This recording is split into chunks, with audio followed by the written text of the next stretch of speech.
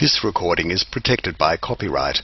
No part may be reproduced without the prior permission of the University of South Australia.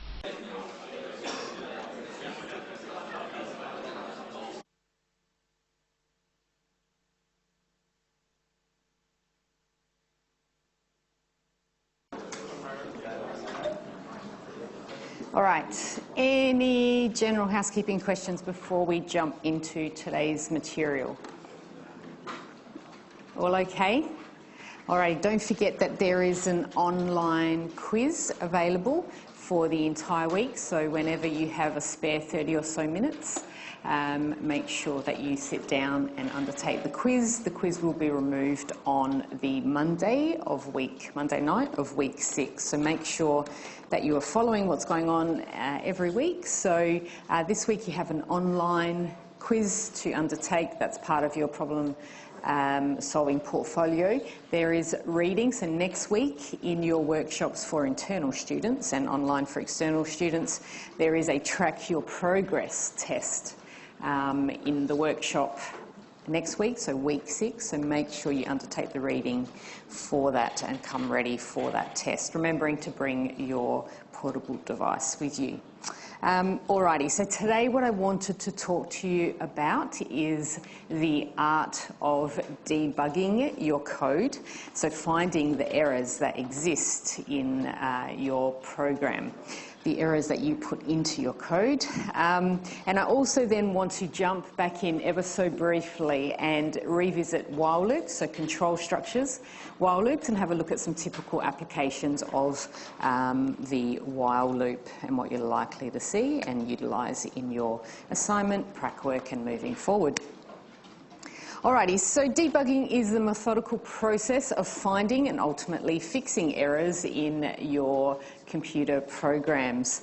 There's a few things, it's probably one of the most challenging parts of programming because you put the errors in there in the first place and you think your code should be working how you implemented it.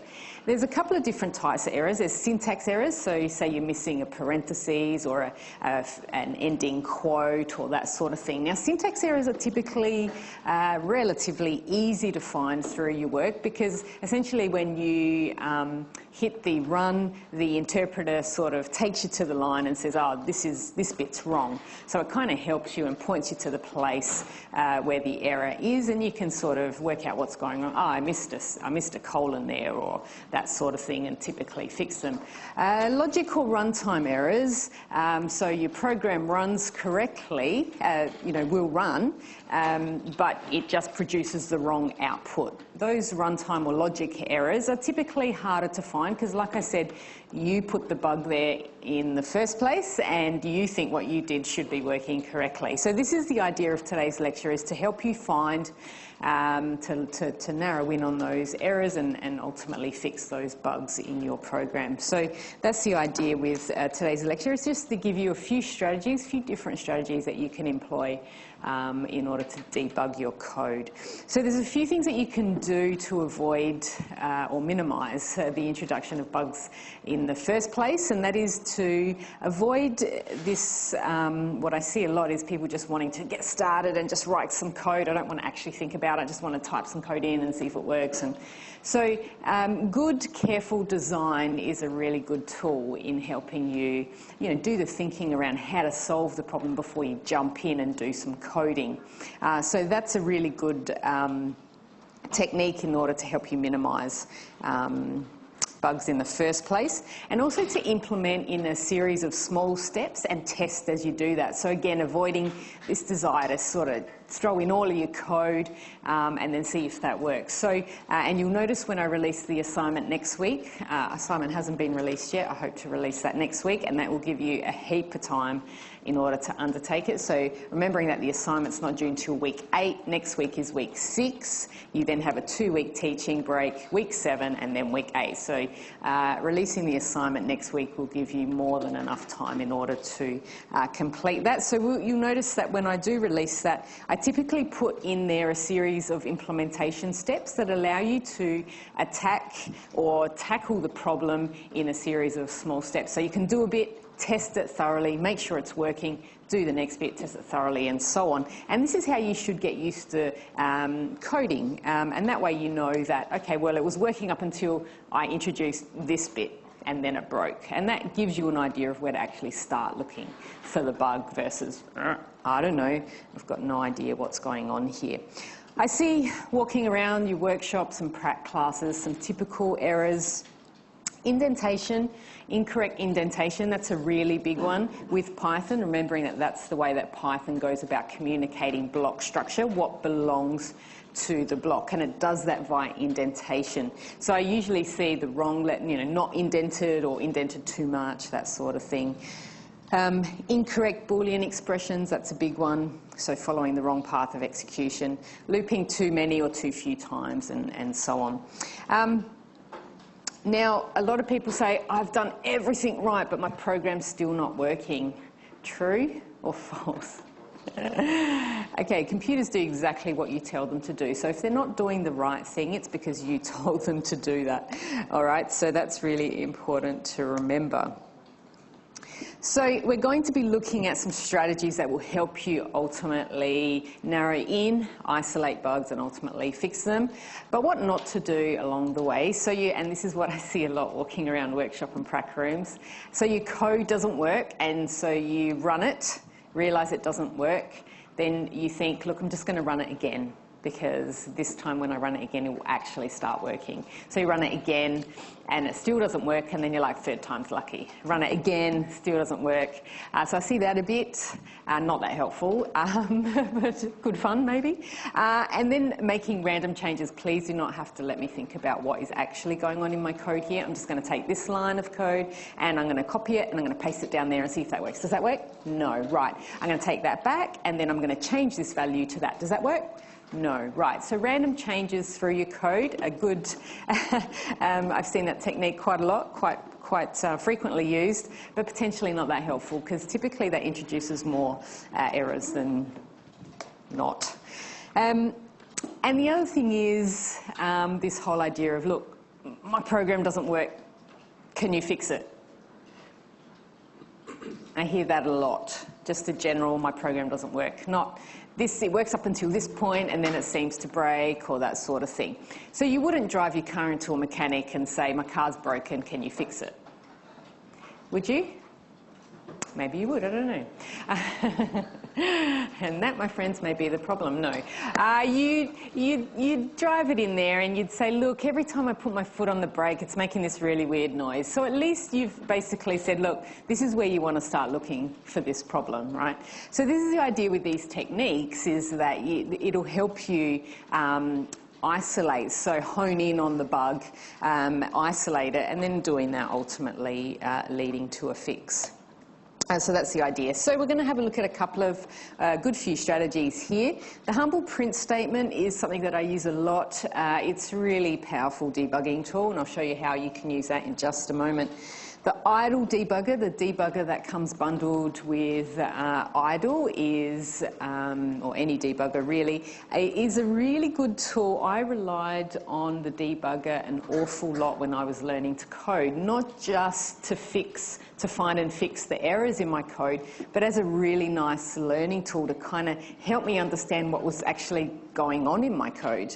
And you'll see that in just a little while, how the idle debugger, and I would encourage you to use it and rely on it, especially if you're struggling to get your head around some concepts. So, you know, understanding how a while loop works or a for loop works, run the debugger over and it'll show you exactly what's going on in your code. And like I said, I use that a lot and relied on it a lot. I found it a really useful, not only debugging tool, but a really useful learning tool as well. So I'll show you how to use that in this class as well, and a few other techniques that I will talk about as the lecture unfolds. Alrighty. So when you're debugging your work, it's a good idea to know what the expected output is. A lot of times I see students run code and just happy to get some output, but you actually want to know that the output that you're getting is actually the correct output. So have an understanding of the expected output that you want from your work. Always struggles when we jump between. Have I lost it altogether?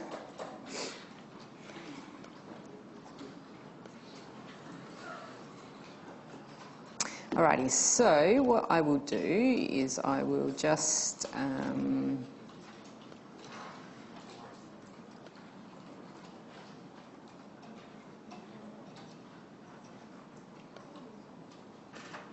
still nothing. Alrighty.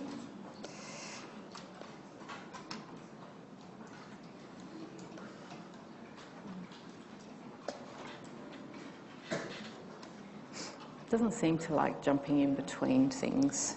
Alrighty. Okay, so this bit of code here, correct. This bit of code, was that overdone, done? I'm not sure. So this bit of code here that you can see, I've just copy and pasted from your lecture notes, so don't worry about getting that down or anything like that. So this bit of code has a list, listening up guys, has a list. It iterates over the list, counting the values in the list and displaying the sum. So the cumulative total of the numbers that live in that list, yeah? Now, what we would expect then, if we add up all of those numbers, is we get a sum of what? I know you know this one. 6, correct. So when I run this, what I'm expecting to see is the output of 6 there, but what I can see is that it's actually giving me the output of 3. So something's going wrong in this code, yes. Can you put the file to the middle because they can cut?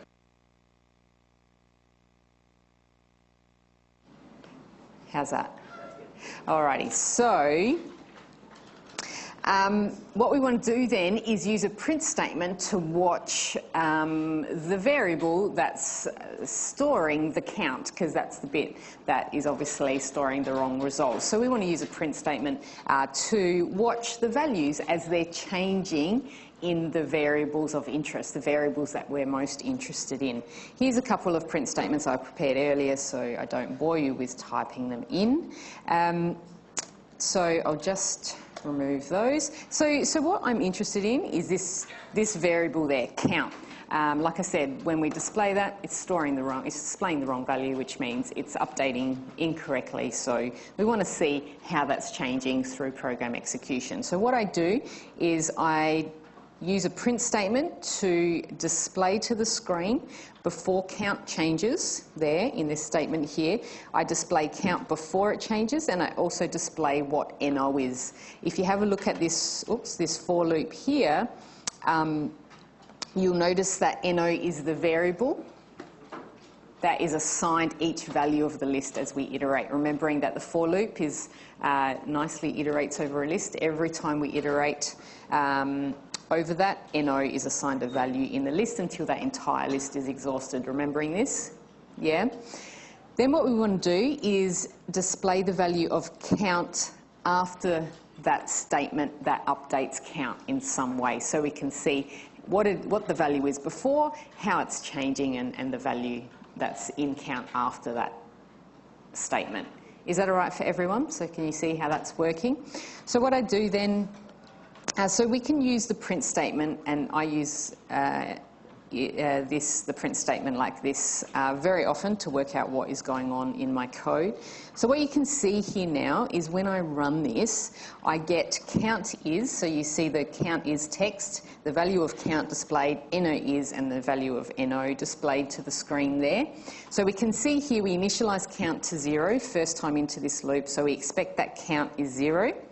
We also know that NO is going to be assigned each value, each number in that list every time it loops. So this will loop 4 times because there are 4 elements or items in that list, and NO each time loop will be each one of those items. Now if we sort of scroll down here on the right hand side, we can see that that's happening nicely. So NO is 2, which is the first one, then we process the next one, NO is 0, next one, 1 and 3. So we can see that NO is actually being assigned the correct values. So it's count that we're most interested in here.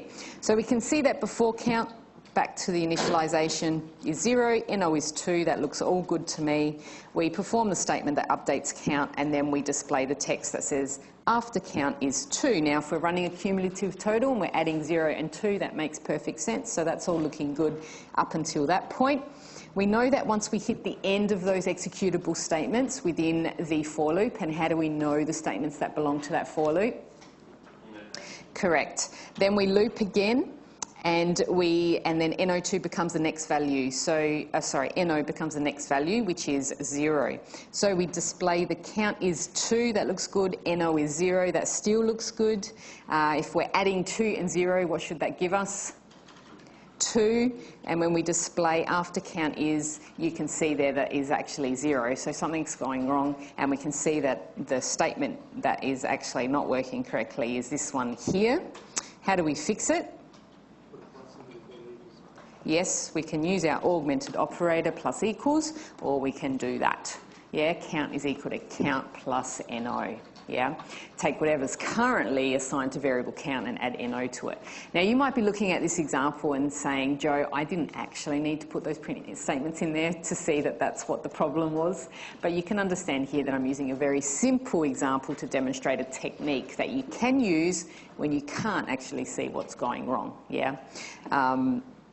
So that's the idea there. So use a print statement to watch the variables being updated, the values assigned to variables during program execution. And you can see here now, when we just sort of fast forward, jump down to here, count after count is 2, count 2 and 1 gives us 3, 3 and 3, 6, and we display the correct sum to the screen. So that's all working correctly. So you can use a print statement like that to watch the values as being assigned to variables. So watch how the variables are changing, are being updated during program execution. Is that all right for everyone? If that makes sense, say yes.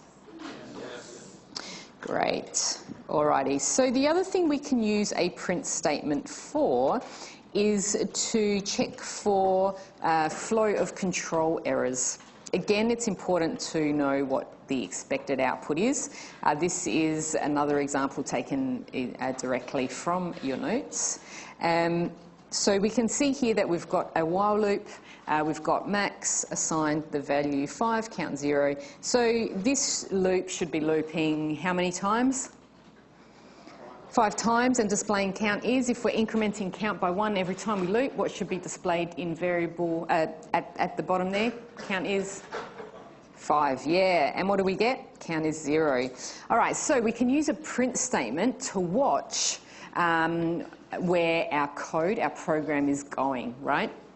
So check and catch flow of control errors. So I can do this, print before while, like that. I can then say something like this, in while, and then even though we've got that count down there, I'll just put an explicit after while, like that. So now when I run this, so I've put that print statement in all of the places of interest, before the while, in the while, and after the while. And you can see here that I'm not actually getting a print statement, that in the while is not actually being displayed. So we can see here that it's not actually, we assumed that it was going into that while loop, but it's not actually going into the while loop. Now what controls whether we loop or not? Yeah, the Boolean expression, right? So that controls whether, remembering if it's false, we don't loop, and if it's true, we loop. So we have a look at that and we say, okay, well, we've made the mistake of the greater than sign, and it should have been the less than sign there, so we work that out and change that and see whether that changes things. Now again, you were probably looking at that and saying, like, I could see that without actually those print statements needed in that. But again, please understand that I am describing a technique here.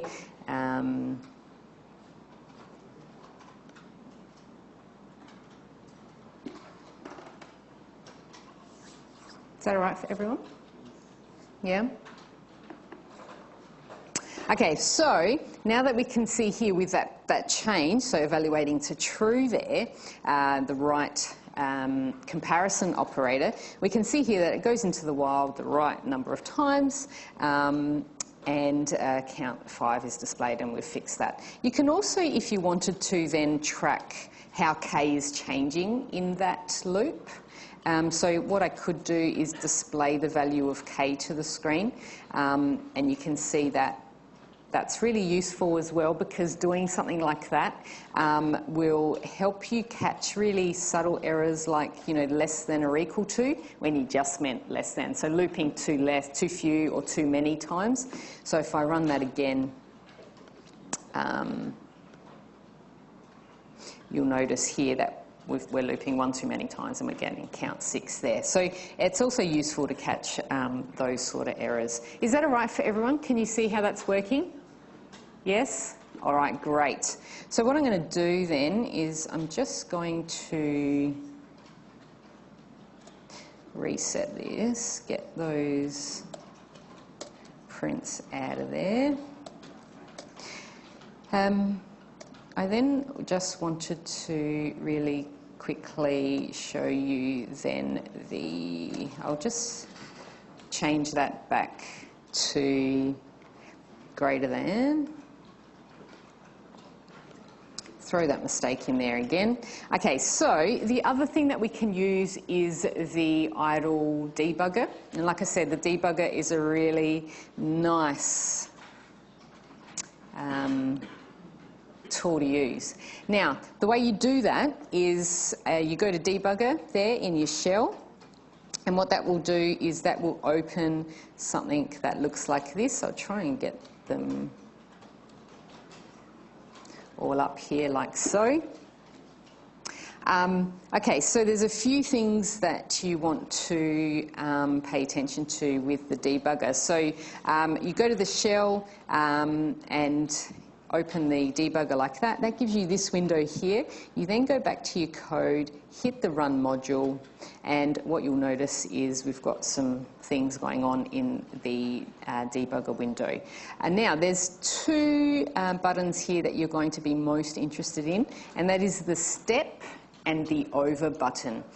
The step button will become more interesting to you when we learn about and write our own functions, because what that step does is takes you into a function to show you what's happening, so steps you into a function and executes it that way.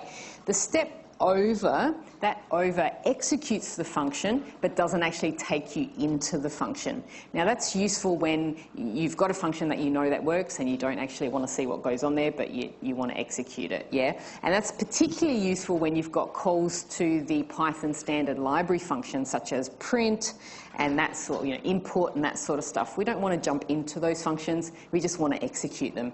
So the over is what we're going to be using for the most part today. When we look at writing our own functions, I'll run this again with that and we can see how the two work in conjunction. So essentially you'll be using a combo of the step and the over, but whilst we're not writing our own functions here, we'll just use over.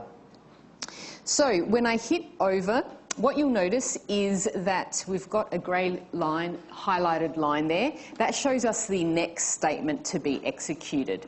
What you can see down here in this global space is once we execute that, you can see here that the first bit initialized a variable called max and assigned it the value 5, and you can see that that right down the bottom there is showing me the value assigned to that variable. I've then initialized count to 0. You can see that as well. If I hit over again, you'll notice that k is thrown into that list as well, initialized to 0. So it's a really nice tool to be able to watch what your variables are doing. And again, to show you where your code is actually going versus where you think it should be going. So here we can see we've got the same program that's not working correctly, and we can see that this is the next statement to be executed with the highlighted grey bar there. Now when I hit over, I would expect that that grey bar, that highlighting, would jump into the loop, but because we have that Boolean expression the wrong way, you'll notice that it doesn't actually head into that loop at all. It misses all of the statements that are inside that loop and jumps down to the statement, the print statement that sits underneath it. So like I said, that highlighting is a really nice tool to show you actually what's happening in your code. And like I said, this is a nice debugging tool in that you would then say, oh, hang a tick, that should have gone into that loop. What's going wrong there? And you're like, oh, okay, I just need to fix that. But the other way that you would use this, and I used it quite a bit, like I said, when I was learning to code, is like a learning tool. It's a really nice learning tool. So if you don't, for example, understand how while loops are working, run it over code that you know works. Run it over a prac solution that you may be struggling to get your head around, and see what's going on there. See the variables as they're changing through the code as your code is executing, and see where your code is actually going. So if I was to run this again, I should kill that first.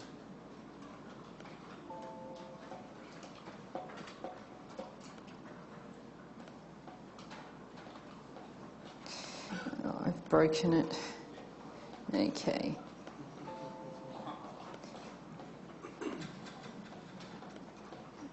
Try again, hey?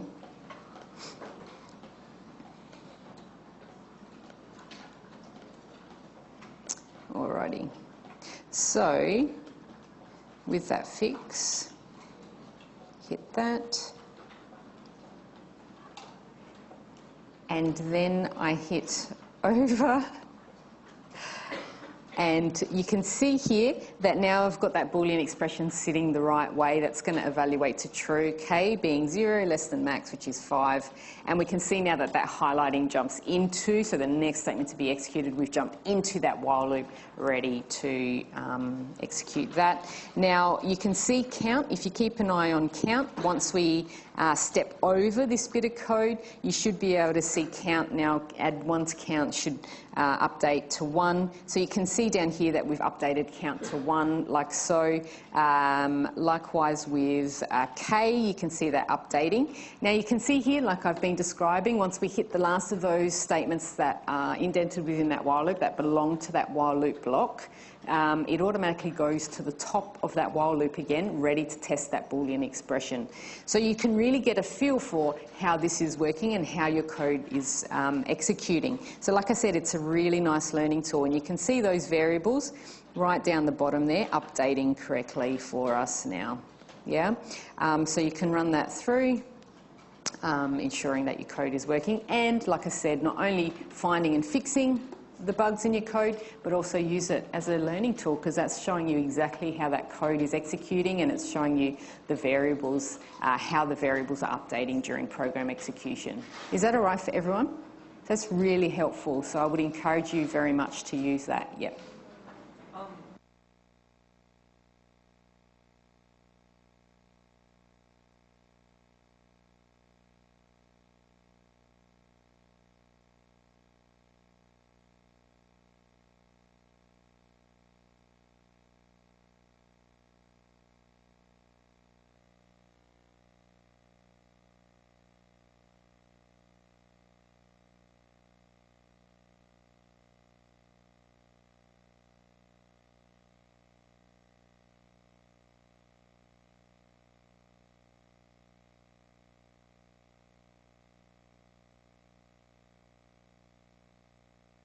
Listen up, guys. I won't jump into that. Yeah, I will. Why not, hey? Oh, it worked. Alrighty, so print, good, yes. Idle, okay, yes. There's a couple of other techniques that you can use. So you explain your code to somebody else. Doesn't matter who, they don't have to understand programming. It's really helpful to do that. I use this technique when people come and see me during my consulting. I say, okay, step me through your code. When they say my code's not working, I say, step me through it. And the whole idea is when you're explaining it to somebody, you actually hear, your brain kind of goes, oh, hang a tick, that's not right. And you realise what the error is. And the other one that I use a lot is sleeping on it, whether that be literally or not. You just sometimes, when you've had your mind, say, for 2 hours on this one problem and you just cannot see your way through, there's an error in your code, you can't work out what's going wrong, what the fix is, and you're just sort of banging your head against a brick wall, so to speak. Sometimes it's just a really good idea just to step away from your code, just walk away and do something different, watch a movie, go for a run, whatever it is, just work on a different course, just do something else. Because the idea is your mind kind of works subconsciously on it, and then when you come back with fresh eyes, you're like, oh, that. And that has happened so many times, and it's a really nice technique to use. It may sound silly, but it actually works. You can, like I said, either do something for a couple of hours or literally sleep on it, come back the next day and try again. Now, having said that, the night before the assignment is due is potentially not the best time to employ said technique, right? So the moral of this story is you want to start your assignments with enough time to be able to employ this technique and these techniques should you need to use them. Okay, so that's really important. Alrighty, so for the time that we have left, which is more than enough time, I want to talk to you about some common applications of while loops. Processing input, so while loops lend themselves very nicely to processing input. Remembering that we use a while loop when we don't know how many times we're going to be looping, and we want to loop until a particular criteria is met or a particular condition is met. And a while loop, like I said, lends itself very nicely to processing input because we don't know how many times we're going to be looping. So we use a while loop. And when we use a while loop to process input, this is how we do it. So remember, with while loops, we have our initialization of our loop control variable. That, when we're processing input, takes the form of a prompt for and read. So when you see the prompt the user or ask the user, we know that that's going to be the input function that you use there to display some text and then waits for the user to enter a value, that sort of thing.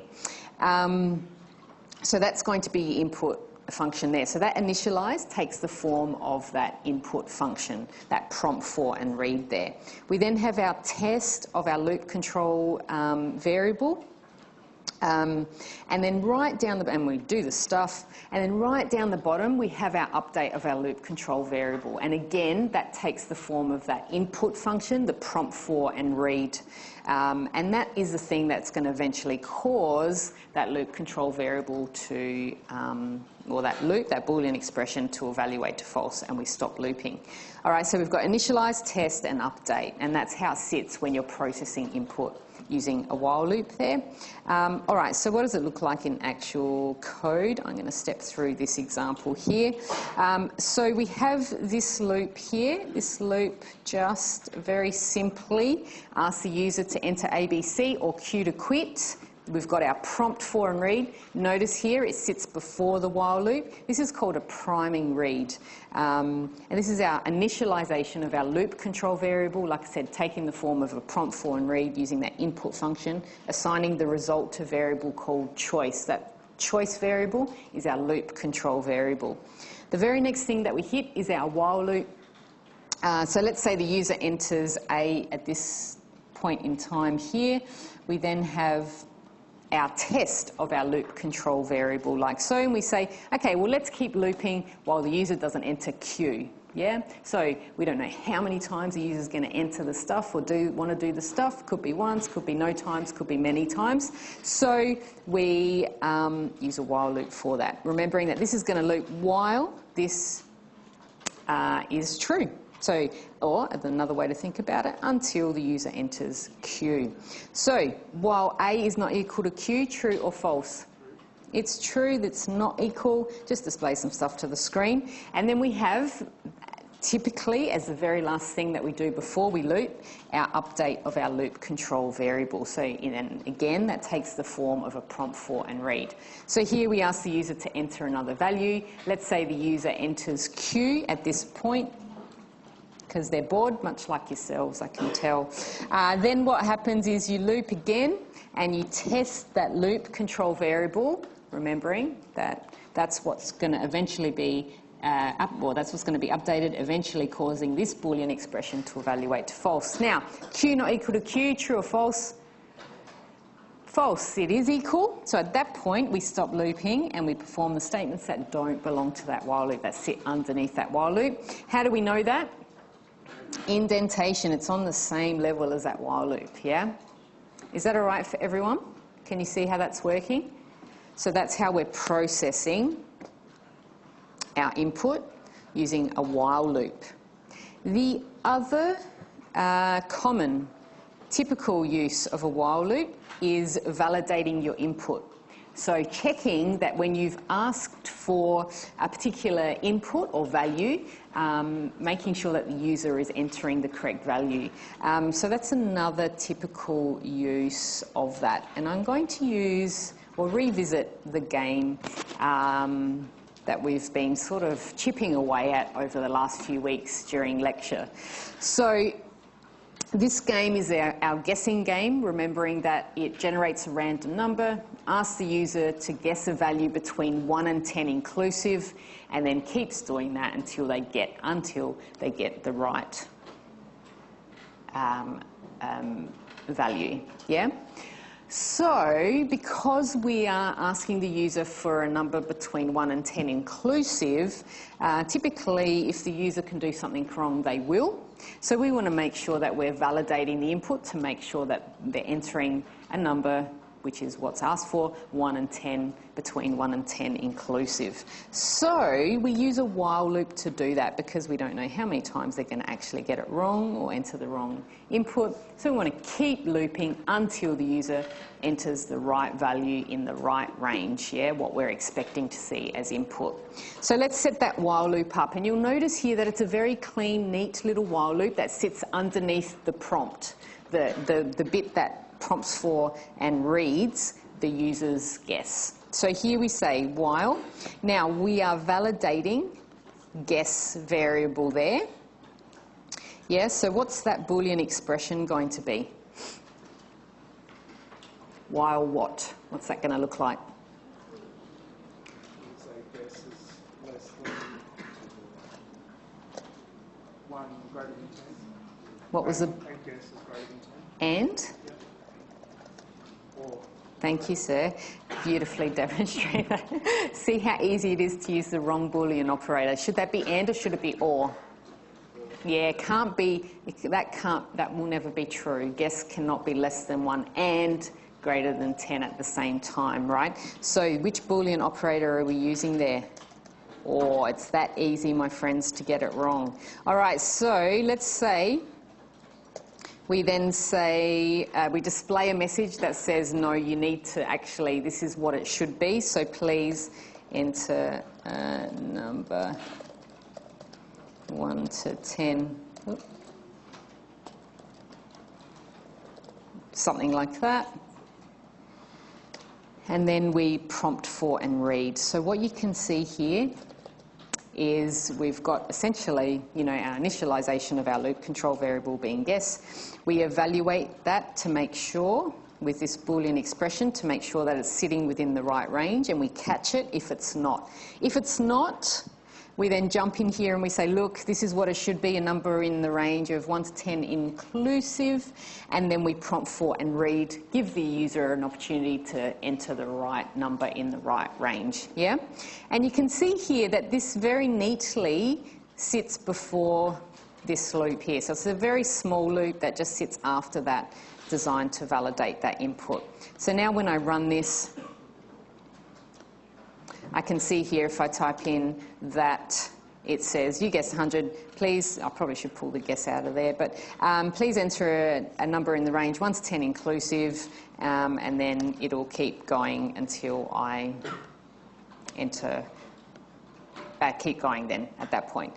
All right, so with this while loop, you can see here that I will then need that at each prompt for and read. So I've got a prompt for and read here. Yeah, I've also got one right down the bottom of that while loop that updates that guess variable. So what that means then is I'm essentially copying and pasting this code down here as well. Yeah? Is that all right for everyone? Now, and you can essentially see that all of this code here has been copy and pasted right down here. Now, when you've got code that's repeated in your solution, like you can see here, that code there is a really good candidate for a function. So we grab that code, throw it into a function, and then instead of copy and pasting the code every time we want to do that, which is read a number and validate it, we then just call the function.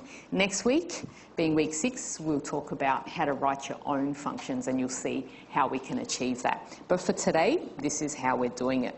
Alrighty, so when I run this, here again, we can see here that when I type in that, it won't let me get out of there until I enter the right value, and again that'll work for any input that we've got there. Yeah. Is that all right for everyone? And we can see there that that random number is 6, so that works once I jump out of there. Is that all right for everyone? Can you see how that's working? So I just want to run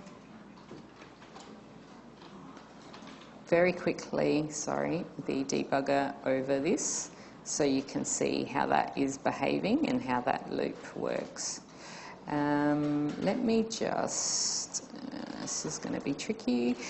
Usually when I do this, I've got more screen real estate to play with. And I usually have all of the windows open at the same time, so you can toggle, you can see them all and get to them quite easily. But like I said, screen real estate is an issue here, so I'll do my best to show you what's going on here. So again, we want over, we don't want step, we just want over there. So we can see here that we're going to be generating a random number. Once that executes, I haven't watched, sorry. Let me do that. Once that executes, you can see that the random number generated there is 7.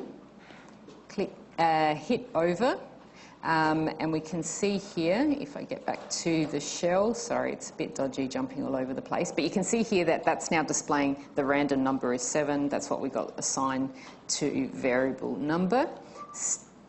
Hit over again, and we've got the prompt for and read. And you can see here that now it sits there, waits for me to enter a value. Now if I enter 70, which is the wrong number there, you can see here that guess, variable guess, is now assigned the value 70. So this is a really nice tool to help you work out what your code is actually doing, yeah? Are you getting this? Seeing this? Yes? Impressed? Yeah, you look it. All right, so then you guys look so thrilled. It's almost over, won't be long now. All right, so we then display guess to the screen, and you can see that being displayed there. We then have our validation loop, very neat loop that sits underneath that prompt for and read. Now we perform our test to see whether that evaluates to true or false. Now, do you remember how Python evaluates this? Remembering that all those operators live on an order of precedence table.